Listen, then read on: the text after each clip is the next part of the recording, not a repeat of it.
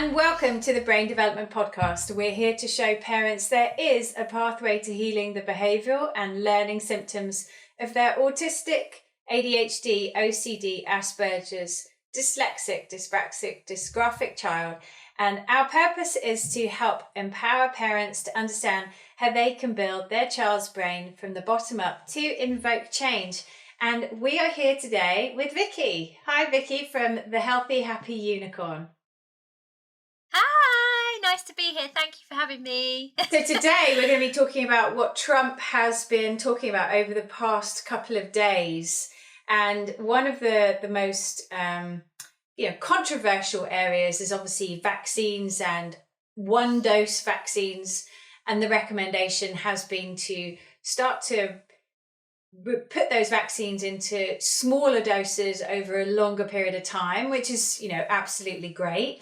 But one of the other areas that he came up with was a recommendation with JFK Jr. on Leucovorin and what that substance can do for autistic children in terms of helping them get better. And that's how it's been put in the media. However, from our side, from my side, brain development side, from your side, from a nutritional perspective, and how the body can particularly take in those types of substances because they are a foreign substance, they're not natural. Use them and then apply that to any of the symptoms that we see. I'd love your opinion on Leucovorin. Yeah, cool. I love to talk about this. And I've had so many patients message me about this since Trump's statements come out. And so, it's been a lot of sort of education around it. So I think just firstly to say that it's amazing that there's this awareness now that autism is this condition that can be helped in several different ways, and that there are interventions that are possible for a child with autism, and that's being spoken about at this high level. I think that's so amazing for our community in general. I think it's a really positive thing. However, I think that sometimes the healing process and the body, that's such a complex, intricate, exceptional thing, is very oversimplified, and I think sometimes it can be really misleading and confusing for parents. So what I want to talk about is kind of like Leucovorin and the reasons why that is recommended, and then think about autism and actually all of the multifactorial things that make up an autism diagnosis, not just one thing, which is this deficiency of folate in the brain. And so first of all, Leucovorin is folinic acid, and it's a form of folate, basically, that, so in the body and brain, we need folate for many things. And one massive thing that it does is it helps with cognition and brain development and speech. And the reason it does that is because it's really important in myelin formation, which are the insulation of your brain cells. So folate's really important for that reason. So I'm not taking away anything from the fact that your body does need folate. It is an essential B vitamin that your body requires. However, if we think about, let's just go along the line of what autism is. Autism is caused by many compounding factors. It isn't just a folate deficiency. As you know, Lara, and as I know when I work with children in practice, and actually I never touch Leucovorin. It's not something that I recommend. We're looking at children who have had injuries from specific insults. That might be infections, it might be medications, it might be vaccines from a really young age. You've got gut issues from a really young age. There might be autoimmunity that's inherited from parents, in utero, not prenatally, but the same thing. But while they're in the womb, they're inheriting auto antibodies that are impacting brain function. So we've got all of those areas, and then you've got other underlying things. You might have genetic mutations, and that isn't to say that autism is genetic, but there are specific mutations which mean that detoxification possibly isn't as adequate as we would like. And then you've got methylation impairments also. There's so many factors that make up what we see as an autism diagnosis. And as you and I know, when we're in practice daily, if we go along a really sort of logical, nice kind of gentle timeline of and peeling back layers which are individualized to that human body, you can peel back all of the symptoms that we see. And we know this because we've done this with our own children in terms of from an autism perspective. Our children were once profoundly autistic, and now probably, you know, if you went to have an autism diagnosis now, would not get that diagnosis. And so, you know, there's so many things that make up this area. And so thinking about leucovorin, I think it's really important to sort of tell the parents and educate everyone on why Trump has made this decision and why this has been put into force. So there's a condition called cerebral folate deficiency, and that is really common in autistic kids. So of course, if you have cerebral folate deficiency, it means that folate can't get into the brain very well, and you know that those folate receptors won't let folate into the brain. So if we go like under that a layer and dig deeper into like the human body and think about, okay, well, why is cerebral folate deficiency there in the first place? In most cases, it's an autoimmune condition. So cerebral folate deficiency is basically a folate receptor antibody. And what does that even mean? So an antibody is something that your immune system creates towards something that's a foreign invader. So what your immune system is effectively doing is creating an antibody towards your folate receptors. Well, okay, so if we put high dose folinic acid in, are we just going to sort of are we just leaving the immune system in this like constant attacking itself state? That's not unhelpful. And of course, I just want to say that there's so much to talk about on this, but with leucovorin, some children will improve on that. It's not, will it reverse autism symptoms? Probably not, because the underlying causes of autism are not just folate deficiency and not just cerebral folate deficiency. But so what we need to think about is like the broader body and health. And so do we want to just put like a plaster on something and a high dose supplement that the body then has to process? And if we think about like leucovorin as well, you know, with when you put in a high dose of something like that, you're changing genetic expression. Is that helpful in terms of like long-term health? We don't know. Like when we're tweaking genetic expression to that level, it's like, you know, do we know what impact that would have on something like cancer in like 20 years time? There's no long-term studies on this. So from that perspective, I just think that, again, it's like, you know, we're all looking for this magic bullet, aren't we? We're looking for this kind of like one pill that can fix our kids. And it's just so much more complex than that. And it just doesn't work like that. And back to the immune system, if you have cerebral folate deficiency, you've got folate receptor antibodies. And I get asked this question probably daily, many times. Oh, should I do the FRAT test? Okay, if you want to look at one antibody, but all that's telling you is that the immune system is creating antibodies towards the brain. Okay, well, that's an autoimmune condition. So it'll be, you know, yes, okay, do that test. But then what is that telling us? It's telling us you've got an autoimmune condition. And then what, you're just going to put high dose folinic acid at the top end rather than addressing the root causes of why your child's immune system's doing that. Because if that is at that level then, and, you know, autoimmune conditions come like buses. That's what I was taught when I was going through my education, is like you get one, you get another. So are we leaving the immune system in this really derailed state forever so that this child just ends up in a really chronic health condition as an adult and potentially have no information on the long-term effects of what leucovorin actually does, because there's no long-term studies on it? And this sounds like a bit really negative for something that's, you know, lots of parents are probably sort of hanging on to as like this golden thread of hope, and it's really positive thing. And I think it is positive that people are talking about interventions for autism. I think it's like the best thing ever. It's like, in my lifetime, I was so happy that this happened in like, you know, in a political setting that was mainstream. It's just been fantastic. But I think that it's just been so oversimplified. And I think that the other thing that is not mentioned is that if a child has cerebral folate deficiency, some dietary interventions are critical for that condition. For an example, if your child has cerebral folate deficiency, which is the reason why they put the leucovorin in, milk is like, it's like kryptonite for those children, because dairy will block those receptors further. So it's like, that's a much more easy way of like helping that condition, you know. And then again, like thinking about the underlying causes of why the autoimmune picture is there also. And then going into, I've seen lots of things posted on like all the social media at the minute about folic acid and how terrible that is. And for any human being, really, folic acid is not helpful because, and especially if there are genetic mutations on MTHFR, which is another, like, it's a gene that codes for that enzyme to do with detoxification and methylation. Well, if you've got if you put folic acid into that mix, it blocks that further. And it also, if you've got cerebral folate deficiency, if you put folic acid in, it will actually inhibit folate further getting into, like, you know, the proper sort of bioavailable folate getting into the brain further.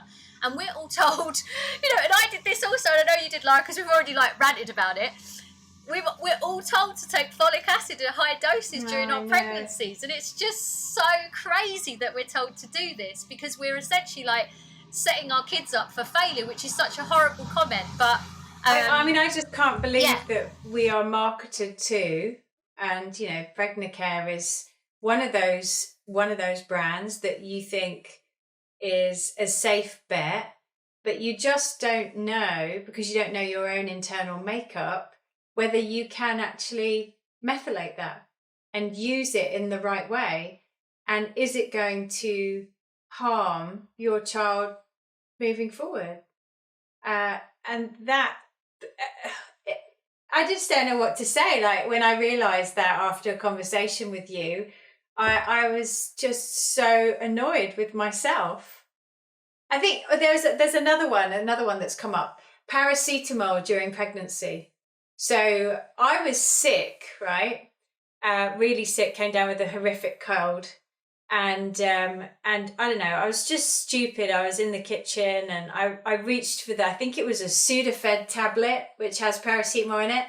And I just washed it down my neck. And I was like, oh my God, I'm pregnant. I can't take this, because I was a no pill person. And, you know, I just couldn't believe that I had taken it. And to this day, I still beat myself up over taking that paracetamol and what effects it may have had on Archie. And I think he was, I don't know, it was between like 8 or 9 weeks or something into my pregnancy. So it was quite early days. And then I just dismissed it. And then I'm hearing this whole thing around paracetamol in pregnancy and how it shouldn't be taken from the US media. But in the UK, and also Australia, have come back and said paracetamol in pregnancy is absolutely fine. So the thing is with paracetamol is, and that's what I said about this perfect storm, is that, so the child has a vaccine, and we had this with Rose. So she had quite severe reactions to vaccine. So she was like red at the site, she stopped feeding, she would have fever, all these things. And then you'd ring the doctor panicking, as you do, and then they'd say, oh, give her Calpol, give her paracetamol. You know, and then what you're doing is, and this, I've read this like loads of times, is basically the paracetamol, it inhibits and blocks like how you produce glutathione. So, you know, glutathione is the master antioxidant that would detox the vaccination, like the metals and everything else that, like, the adjuvants that are in the vaccine. So then what we do is we give a vaccine. The child obviously is reacting to that in a non-helpful way. Then we give paracetamol or Calpol, and then it kind of just keeps the stuff in the body, because they can't detox it because you're inhibiting glutathione. It's so crazy, but obviously none of us know this. And the big thing I want to say here is that this is all information, and obviously this is empowerment for us to know. But the big thing is just, as we've said before, like, looking back, and like, you can't change the past. Yeah. I mean, I pumped him with Calpol. Yeah. He had so many ear infections. We had so many fevers, and it just makes me, the more you understand, the more you kind of go, oh wow, why is this not, you understand why. Understand way more as to what reactions we actually had, and what trajectory we went on, for sure. And I think the one thing I quickly wanted to say about the Leucovorin is there is a circumstance where, like, the high dose folinic acid might be useful. So I just want to sort of, I want to be broad with it. Like, I don't want to, you know, it's not like, oh, one size fits all. So there is a genetic mutation called FLOR. It is FO. LR, sorry. And you could check this like really simply with actually it's really non-invasively. So and that would be like, so okay, so let me just start at the beginning just so I can get my frenetic brain in order. If they have this genetic mutation, that sounds like really scary and like a really permanent thing. It's just the way that their like genes are sort of expressing themselves, how they're behaving, basically. So if they do have that, and you can test that via a saliva swab Oh, that's easily. a good It's one. not an invasive test. Yeah. If they do have that, then that will impact. And so there are two types of genetic mutations. So these are called single nucleotide polymorphisms. That's like a really complex way of putting it, but it's a variation in how the genes are expressed in terms of, so if you think about a gene, it codes for an enzyme. So if that gene has like a difference in its like basis, then it will mean that the impact of the enzyme will be different, or like the functionality of the enzyme will be different. So then, and so there's two types of that. So there'll be heterozygous and homozygous, and you can look for that. Like most of the genetic testing is quite self-explanatory. It's not a complex test to kind of interpret yourself. And so that would be a helpful test to do to see if that would be something for your child. If they have that FOLR, yeah, then they yeah, shouldn't use leucovorin, or they should. they should use like methylfolate or some type of folate, but not all kids have that. And like, but it's good to know, so right? I think, it's empowerment. Yeah, we're just ensuring that people understand what they can and can't think about and consider. Yeah. And I think it's, if it's a heterozygous SNP, they're called. If it's a heterozygous variation, it would say that on the testing. Then it's not as adversely impacted. And then if you have homozygous, it would mean that it is like very impacted, and then in those children it would help. But the salient point here, even if they do have that is not the cause of autism. And it's like there's many varying environmental impacts that lead to the symptoms that we see as an autism diagnosis, and we know there's so many things that can contribute to that. So I think going on this crusade of like, oh, this one thing causes it, and that's just a genetic mutation, and actually some of the kids I've worked with have had that and are speaking and very high functioning. So again, it just depends on other things that are going on in the body. So different. In clinic, I see children, and every child is different, completely so unique. And you have to look at that child from a unique perspective. You can't just broad brush them with just basic, exercises or recommendations, because it needs to be specific for them. And they're special, aren't they? They're special, and they deserve that, don't they? Like their little body deserves someone to look at them as like an individual person. And I had a lady said to me the other day, she said, I know that the business model doesn't allow for in-depth review of things, and that hurt my soul, because I thought, that's not how you work.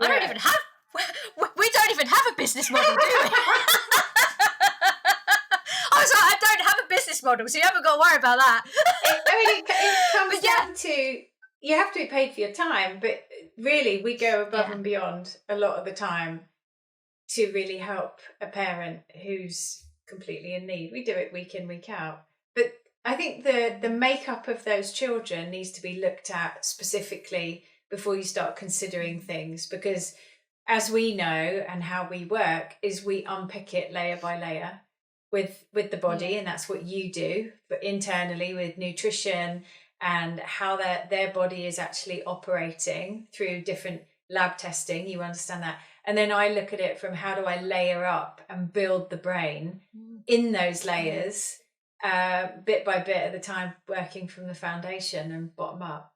So those are the things that I think parents need to consider, just about what we've been hearing on the news around those specific topics. But this was really good, like great session. Really appreciate the insights and the discussion around this. And I know you'll be back for another one very soon. Yeah. All right. Thank you. Love you guys. Bye. Thanks.